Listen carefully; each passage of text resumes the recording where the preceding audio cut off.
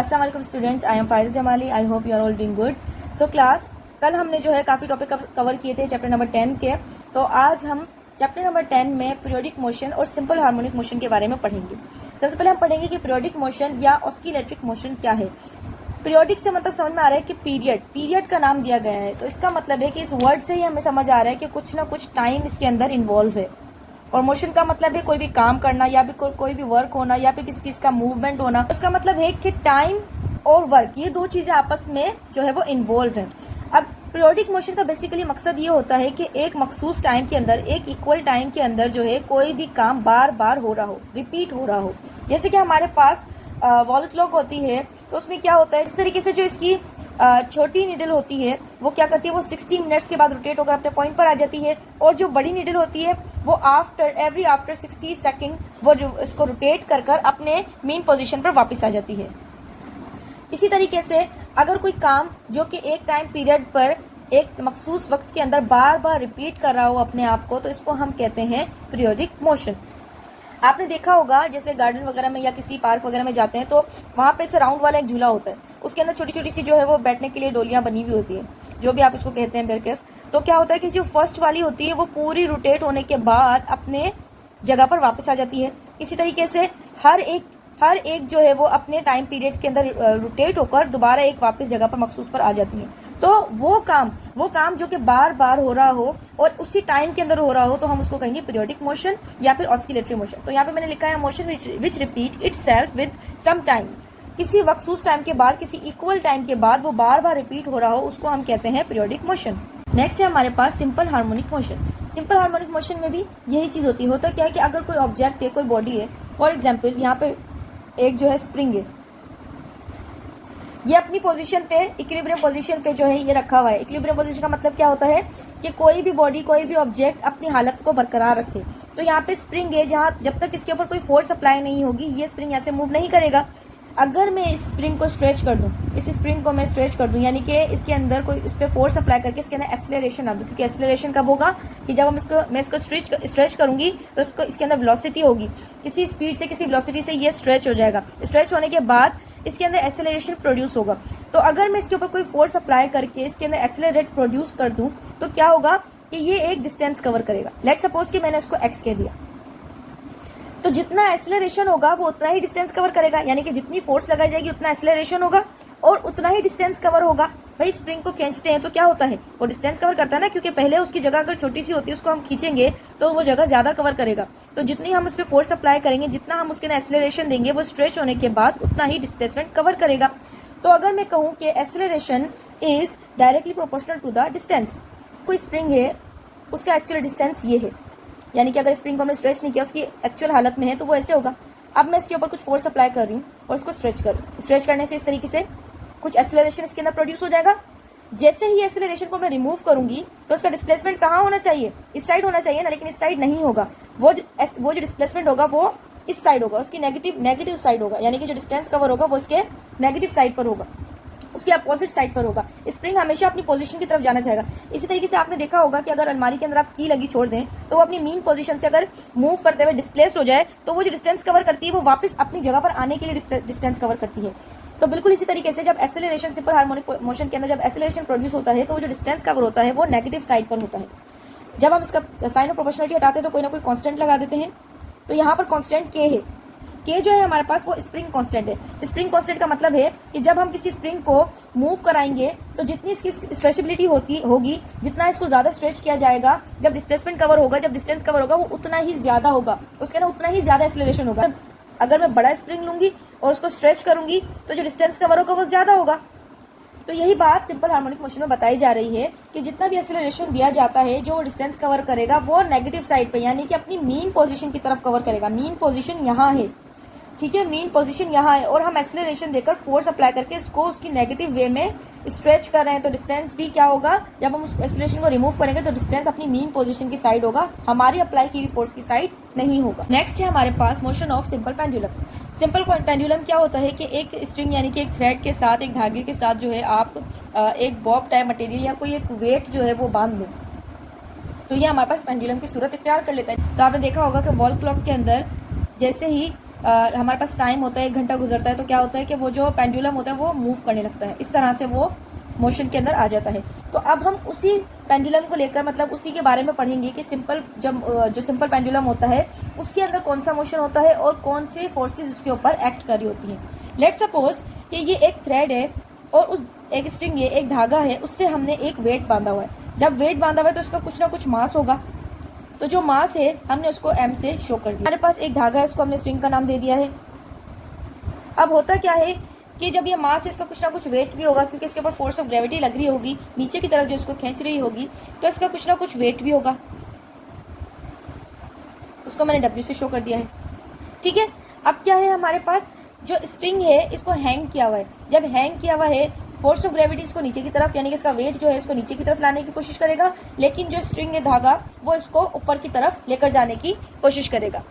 ये कोशिश करेगा कि थ्रेड जो है, ये जो बॉब है ये ऊपर की साइड चला जाए, और वेट कोशिश करेगा कि ये बॉब नीचे की साइड आ जाए। लेकिन दोनों फोर्सेस हमारे पास बराबर है, इसलिए ये मिडिल के अंदर हैंग हुआ है, ना ये ना ऊपर जा रहा है ना ये नीचे जा रहा है। मैं अगर ये कहूँ कि ये जो इसका सेंट्रल पॉइंट है ये इसकी मीन पोजीशन है। मीन पोजीशन का मतलब होता है जहाँ पर आके वो अपनी पोजीशन को बरकरार रख सके, इक्विलिब्रियम पोजीशन पे आ जाए, यानी कि रिलैक्स पोजीशन पर आ जाए। आप ऐसा कह सकते हैं कि रिलैक्स पोजीशन पर आ जाए। तो बॉब यहाँ पर रिलैक्स पोजीशन पर रखा हुआ है। मैंने इसको ज़रा सा डिस्प्लेस किया। डिस्प्लेस करने का मतलब इस पर फोर्स अप्लाई की। जैसे ही फोर्स अप्लाई करूँगी तो इसके अंदर इस तरीके का एक मोशन प्रोड्यूस हो जाएगा। ये बॉब इस तरफ और इस तरफ रोटेट करने लगेगा। अब इसकी मीन पोजीशन तो सेंटर है। अब क्या करेगा, ये लेफ्ट और राइट साइड पर मूव करने लगेगा। जैसे ही लेफ्ट और राइट साइड पर मूव करने लगेगा तो हमारे पास वेट के कुछ कंपोनेंट्स बन जाएंगे। कैसे? वेट इसका वेट जो है वो इसको नीचे की तरफ फोर्स खींचने की कोशिश करेगा, यानी कि इस तरह से उसको नीचे की तरफ खींचने की कोशिश करेगा। लेकिन आप देख रहे हैं कि ये जो बॉब है ये सिर्फ इस तरफ नहीं जा रहा, ये जो है वर्टिकल साइड में भी डिस्प्लेस हो रहा है और हॉरिजॉन्टल साइड पे भी डिस्प्लेस हो रहा है। वर्टिकल साइड पे कैसे?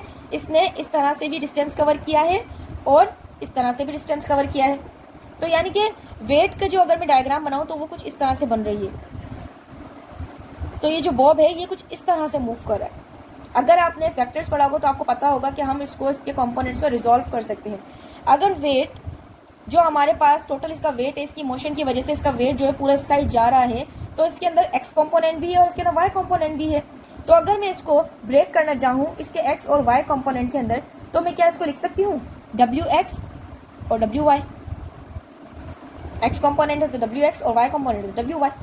अगर मैं इन सबको अलग अलग करके लिखूँ तो डब्ल्यू एक्स के साथ जो कंपोनेंट लगेगा वो क्या होगा, डब्ल्यू कॉस थीटा, और जो वाई कंपोनेंट होगा वो होगा W sine theta, W sine theta. लेकिन आपको पता है कि अगर मैं इस डब्ल्यू की जगह एम जी रखूँ तो दोनों बात सेम है, क्योंकि W is equal to M G होता है, और डब्ल्यू साइन थीटा की जगह भी मैं एम जी साइन थीटा रख सकती हूँ। तो अब क्या होगा कि यानी कि ये दोनों इक्वेशन बराबर है, डब्ल्यू एक्स किसके बराबर है, एम जी कॉस थीटा, और डब्ल्यू वाई किसके बराबर है, एम जी साइन थीटा। लेकिन हमें पता है कि जो ये साइन थीटा वाली वैल्यू है ये इसको नीचे की तरफ खींचना चाह रही है। ये जो वेट है ये इसको वर्टिकल साइड पे नीचे की तरफ खींचना चाह रहा है, लेकिन बॉब नीचे मूव नहीं कर रहा, क्योंकि ऊपर से स्ट्रिंग की भी एक फोर्स लग रही है। जो स्ट्रिंग की फोर्स लग रही है वो टेंशन कहलाएगी। टेंशन क्यों कहलाएगी? क्योंकि जब भी हम किसी चीज़ को हैंग करते हैं तो उसके ऊपर जो उसको ऊपर की तरफ खींचने वाली फोर्स होती है उसको हम टेंशन कहते हैं। ठीक है, तो अगर मैं कहूँ कि इस वाई कंपोनेंट के अंदर टेंशन की फोर्स भी अप्लाई हो रही है, जब भी ये दोनों इक्वल है, दोनों इक्वल ही हुए ना। देखें डब्ल्यू वाई टेंशन के बराबर है, जब भी तो इसके अंदर कोई भी इसके अंदर फोर्स अप्लाई नहीं हो रही। तो मैंने इसको नाम दे दिया है W Y is equal to T, यानी कि टेंशन, जो कि इस बराबर है एम जी साइन थीटा, ये इसके बराबर आ जाएगा। बस आपको यही कंपोनेंट्स अपने जो है वो वर्डिंग के अंदर अपनी लिखनी है, और इसका टाइम पीरियड अगर आप लिखेंगे तो इसका टाइम पीरियड आएगा T is equal to 2 pi L over G. L क्यों? क्योंकि इस स्ट्रिंग की कुछ ना कुछ लेंथ है, ठीक है, और जी क्यों? क्योंकि फोर्स ऑफ ग्रेविटी भी लग रही है, ठीक है ना। और टाइम पीरियड यानी कि एक मखसूस टाइम के बाद ये अपनी मीन पोजीशन पर आएगा, फिर दोबारा डिस्प्लेस होगा, फिर दोबारा मीन पोजीशन पर आएगा, फिर दोबारा डिस्प्लेस होगा। तो आपने आज समझा कि सिंपल पेंडुलम। नेक्स्ट है हमारे पास डैम्प्ड ऑस्किलेशन। होता क्या है, मैंने अभी आपको ऊपर एग्जांपल दी कि बॉब जो है वो अपनी मीन पोजीशन से यानी कि अपनी रेस्ट वाली पोजीशन से डिस्प्लेस होगा, तो वो आगे यानी कि लेफ्ट और राइट की साइड मूव करने लगेगा। एक वक्त आता है कि वो बॉब जो है वो अपनी फ्रीक्वेंसी को या अपनी जो है मूव करने की जो सलाहियत है उसको कम होता हुआ महसूस करेगा। कैसे? आप बॉब की नेक्स्ट है हमारे पास डैम्प्ड ऑसिलेशन। डैम्प्ड ऑसिलेशन में होता क्या है, आपने देखा होगा कि अगर आप किसी कबर्ड के अंदर कोई की लगा दें, किसी कबर्ड के अंदर कोई की लगा दें और दरवाजे को जब आप बंद करते हैं तो वो की जो है वो मूव करने लगती है। इस तरह से उसके अंदर सिंपल हार्मोनिक मोशन जो है वो प्रोड्यूस हो जाता है और वो की बार बार मूव करने लगती है। लेकिन एक टाइम आता है कि उसकी जो मूवमेंट है वो कम होने लग जाती है। कम होते होते होते वो अपने पॉइंट पर यानी कि इक्विलिब्रियम पॉइंट पर आकर रुक जाती है। ऐसे ही होता है। तो अगर मैं बॉब को डिस्प्लेस करूँगी, उस बॉब को अगर मैं मूव करूँगी तो वो मूव होने के बाद क्या होगा कि आराम आराम से अपनी फ्रीक्वेंसी को कम करता हुआ, अपनी स्पीड को कम करता हुआ वो आकर अपनी पोजीशन पे रुक जाएगा, अपनी सेंटर पोजीशन पे दोबारा रुक जाएगा। तो डैम्प्ड ऑसिलेशन भी इसी तरह से होती है। जब हम किसी चीज़ को मूव कराते हैं तो उसके अंदर ज़्यादा ऑसिलेशन होती है, ज़्यादा जल्दी वो जो है वो मूव करा तो उसके बाद उसकी फ्रीक्वेंसी कम होती रहती है। तो कुछ इस तरीके से वेवफॉर्म बन सकती है। अगर वो पहले बहुत तेज़ी से मूव कर रहा था और ज़्यादा डिस्प्लेस कवर कर रहा था तो उसकी फ्रीक्वेंसी ऐसी होगी। फिर आहिस्ते आहिस्ते मूव करते करते वो क्या हो जाएगा, वो अपनी मीन पोजीशन पर आ जाएगा। फॉर एग्जांपल अगर मैं इस पेन को मूव कराऊँ, इस तरह से मैं इसको मूव कराऊँ तो ये मूवमेंट करते करते इस तरह से स्लो हो जाएगा और स्लो होने के बाद अपनी पोजीशन पर वापस आ जाएगा। तो डैम्प्ड ऑसिलेशन में भी यही होता है। कोई भी मूवमेंट होती है, पीरियोडिक मोशन होता है, वो एक टाइम पीरियड के बाद अपनी मूवमेंट को स्लो कर देता है। तो इस स्लो होने को हम कहते हैं डैम्प्ड ऑसिलेशन। जैसे कि पानी की वेव्स होती हैं, आपने देखी होगी कि सी साइड के ऊपर क्या होता है कि वेव्स जो जब दूर से आ रही होती है तो उनकी वेव बहुत ज़्यादा होती है, बहुत स्पीड में आ रही होती है, बहुत बड़ी वेव आ रही होती है। लेकिन जब वो हमारे पाँव तक पहुंचती है, अगर हम काफ़ी दूर खड़े हैं तो हमारे पाँव तक पहुंचेगी तो उसकी वेव्स जो है वो बिल्कुल स्लो हो जाएंगी, बहुत कम माइनर से आके हमारे पाँव पे टच करेंगी। तो इसी पीरियड को, इसी चीज़ को हम कहते हैं डैम्प्ड ऑसिलेशन। तो क्लास आज हमने क्या पढ़ा? Periodic motion. पीरियोडिक मोशन का मतलब है कि एक स्पेसिफिक टाइम के अंदर किसी भी काम का बार बार होना। जैसे मैंने आपको बताया था क्लॉक की निडल है, वो एक टाइम पीरियड के बाद अपने पोजीशन पर दोबारा आ जाती है और दोबारा रोटेट करने लगती है। तो यानी कि एक मखसूस टाइम के बाद कोई काम हो रहा है तो हम उसको कहते हैं पीरियोडिक मोशन या ऑस्किलेटरी मोशन। नेक्स्ट मैंने आपको बताया कि सिंपल हार्मोनिक मोशन होता क्या है। सिंपल हार्मोनिक मोशन का मतलब है कि हम कोई फोर्स अप्लाई कर रहे हैं तो उसके फोर्स अप्लाई करने की वजह से उसमें एक्सेलरेशन प्रोड्यूस होगा। तो एक्सेलरेशन प्रोड्यूस होने की वजह से कुछ ना कुछ डिस्टेंस कवर करेगी बॉडी। जब वो बॉडी डिस्टेंस कवर करेगी तो उस डिस्टेंस की डायरेक्शन जो होगी, जैसे एक्सेलरेशन को रिमूव कर दिया जाएगा तो डिस्टेंस की जो डायरेक्शन होगी वो नेगेटिव होगी, यानी कि अपनी पोजीशन की तरफ होगी। जैसे स्प्रिंग है, स्प्रिंग एक जगह से फिक्स्ड है और उसको हम स्ट्रेच करेंगे तो उसके अंदर हम एक्सेलरेशन प्रोड्यूस करें, एक्सेलरेशन फिल करें, फोर्स अप्लाई करें। लेकिन जैसे ही हम इसको छोड़ेंगे तो इसका डिस्टेंस आगे की तरफ नहीं होगा, अपनी मीन पोजीशन की तरफ होगा। तो उसका जो डिस्प्लेसमेंट कवर होगा वो नेगेटिव होगा, अपनी मीन पोजीशन की तरफ, जबकि फोर्स अप्लाई कहाँ हो रही होगी, उसके अपोजिट साइड पर हो रही होगी। तो ये होता है हमारे पास सिंपल हार्मोनिक मोशन। नेक्स्ट हमारे पास है motion of pendulum. Motion of pendulum में हमने यही पढ़ा कि अगर एक स्ट्रिंग से, एक थ्रेड से जो है अगर आप बॉब को बांध दे या किसी वेट को बांध दे तो वो पेंडुलम कहलाता है। उस बॉब की स्ट्रिंग की कुछ ना कुछ लेंथ होगी, उसका कुछ ना कुछ मास होगा और क्योंकि फोर्स ऑफ ग्रेविटी जो उसको नीचे खींचना चाह रही होगी तो उसका कुछ वेट भी होगा। तो जब हम इसको डिस्प्लेस करेंगे तो होगा क्या कि वेट जो है चाहेगा कि बॉब नीचे आ जाए, लेकिन क्योंकि थ्रेड उसके साथ बंधा हुआ है तो वो उसको चाहेगा कि वो ऊपर की साइड चला जाए, वो नीचे की साइड ना जाए। लेकिन दोनों फोर्सेस बराबर हैं, इसी वजह से ये अपनी हालत में बरकरार रहेगा। अगर हम यहाँ देखें तो वेट जो है वो इसको ऊपर की तरफ वेट जो है इसको नीचे की तरफ लेकर जा रहा है, टेंशन इसको ऊपर की तरफ खींचना चाह रहा है। तो जो वेट का अगर मैं इसकी एक्चुअल डायग्राम में देखूँ तो वेट जो है कुछ इस तरह से जा रहा है, क्रॉस में जा रहा है। क्रॉस में जाने का मकसद है कि इसके अंदर एक्स के अंदर भी चेंजेस आ रहे हैं, यानी कि आगे की तरफ भी जा रहा है, और वाई के अंदर भी चेंजेस आ रहे हैं, यानी कि ऊपर की तरफ भी जा रहा है। ऊपर या नीचे यानी कि वर्टिकल भी मूव कर रहा है, हॉरिजॉन्टल भी मूव कर रहा है। तो यानी कि डब्ल्यू के दो कंपोनेंट्स हो गए, एक एक्स कंपोनेंट, एक वाई कंपोनेंट। अगर मैं एक्स कंपोनेंट को लिखना चाहूँ तो W X is equal to W cos theta, जो कि हमारे पास डब्ल्यू किसके बराबर होता है, एम जी, और W Y is equal to Y sine theta, और यहाँ पे भी डब्ल्यू किसके बराबर है, एम जी। लेकिन मैंने देखा कि वर्टिकली एक फोर्स नहीं है, दो फोर्सेज हैं, एक टेंशन की फोर्स जो इसको ऊपर लेकर जाना चाह रही है, एक वेट की फोर्स जो इसको नीचे लेकर आना चाह रही है। तो टेंशन की वजह से ये दोनों फोर्सेज बराबर है, इसलिए बॉब जो है वो एयर के अंदर सेंटर में ही हैंग हुआ है। तो मैंने यहाँ पर टी को डब्ल्यू वाई के बराबर कर दिया और इन दोनों को इक्वल कर दिया। आपने ये पॉइंट्स लाजमी लिखने हैं पेपर के अंदर, क्योंकि यही चीज़ मैंने देखी जाती है। नेक्स्ट मैंने आपको बताया कि डैम्प्ड ऑसिलेशन क्या होती है। डैम्प्ड ऑसिलेशन क्या होती है कि जब हमारे पास कोई सिंपल हार्मोनिक मोशन हो रहा होता है तो उसकी फ्रीक्वेंसी एक टाइम पीरियड के साथ कम हो जाती है। ऐसा क्यों होता है? क्योंकि जब हम कोई एक्सीलरेशन प्रोड्यूस करते हैं तो कोई एक्सटर्नल फोर्सेज यानी कि रेजिस्टिव फोर्सेज भी उसके ऊपर लग रही होती है। फॉर एग्जांपल मैंने आपसे कहा कि मैं बॉब को मूव करा रही हूँ, तो जब तक मैं फोर्स अप्लाई कर रही हूँ तो मेरी फोर्स तो ज़्यादा होगी, लेकिन अगर मैं उसको एक बार डिस्प्लेस करा के छोड़ दूँगी तो बॉब जो है वो इस तरह से कुछ मूव करने लगेगा। तो होगा क्या कि उसकी सराउंडिंग जो एयर मौजूद होगी, जो भी हवा वगैरह जो भी मौजूद होगी, वो रेजिस्टेंस की तरह फोर्स करने लगेगी और वो हवा उसके मूवमेंट को रोकने की कोशिश करेगी। इसी वजह से जब हम डोर क्लोज करते हैं, कोई अलमारी की जो चाबी होती है वो अगर मूव करने लगती है तो एक टाइम पीरियड के बाद वो रुक जाती है, क्योंकि उसकी सराउंडिंग जो रेजिस्टिव फोर्स होती है या एयर टाइप की जो फोर्सेज होती है वो उसको रोक देती हैं उसकी जगह पर।